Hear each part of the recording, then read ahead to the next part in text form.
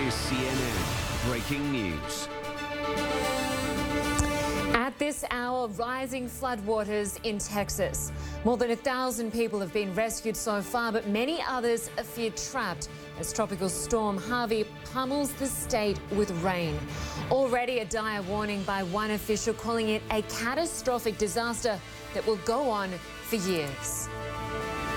Hello, I'm Lynda Kinkade. Thanks for joining us for this edition of CNN Newsroom. It's a desperate situation in the US state of Texas right now, where the focus is turning to rescues.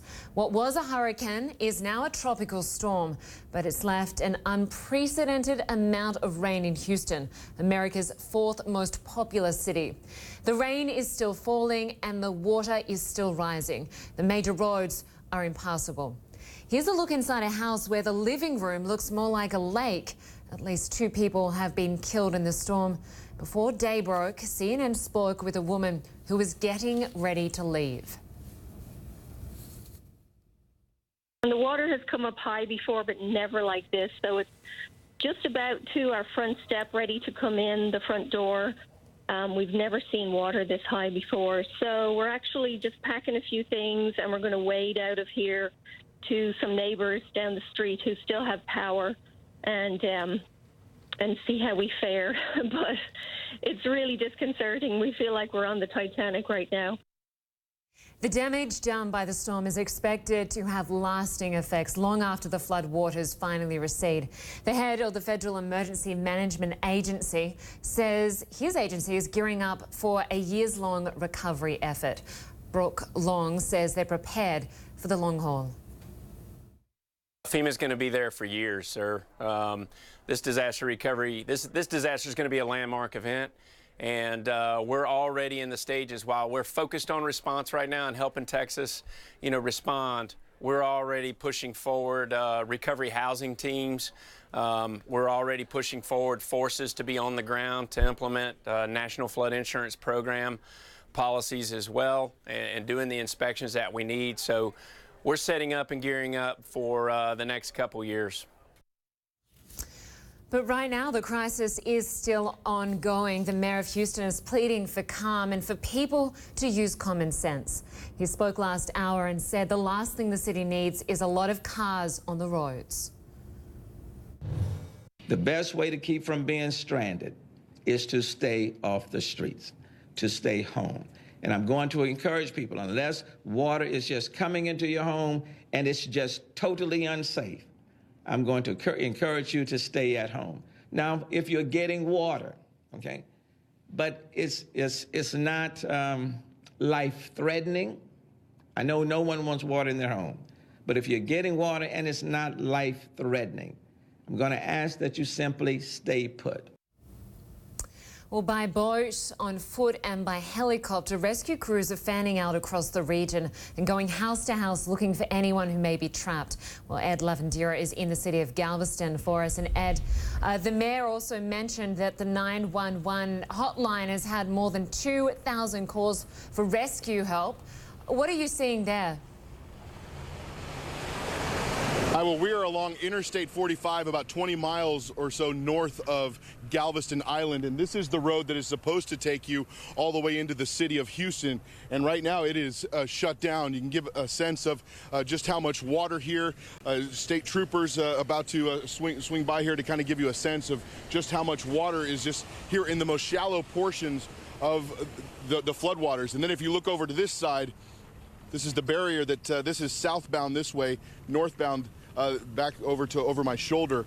Several feet of water here just on this side of this barricade.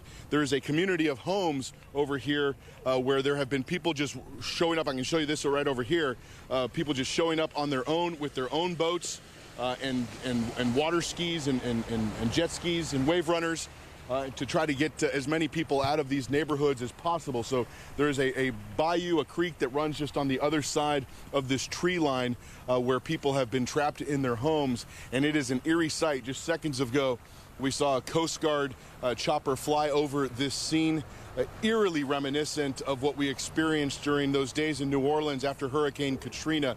So it is definitely eerie to see choppers, Coast Guard helicopters flying over scenes like this of a major metropolitan city here in the United States. So this is the interstate, normally a interstate where people are flying back and forth between Galveston Island and Houston, the city of Houston, and this is a highway dotted with dozens of communities, tens of thousands of people live along this interstate.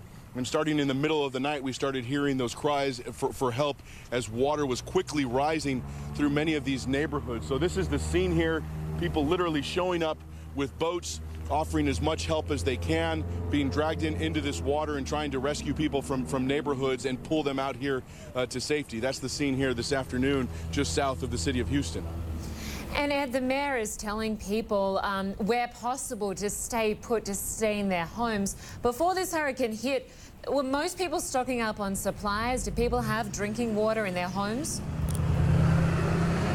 Well, we suspect that a lot of, Houston is very accustomed to these types of, well, not of this magnitude by any means, but they are used to flooding. This is something that happens even in the most minimal of tropical storms.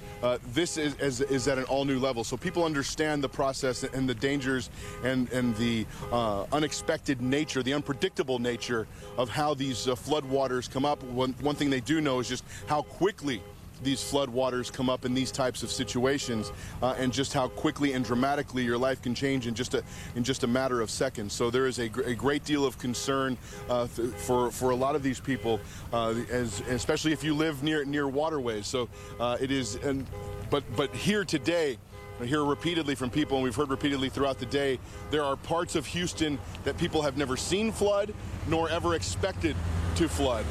Even in the worst case of scenarios. So this is by far more dramatic and more serious than many people were predicting this by all means. But one thing is predicting it and talking about it. Another thing is for a lot of these people to actually see it unfold in person. Ed Lavendera in Galveston, Texas. Good to have you with us.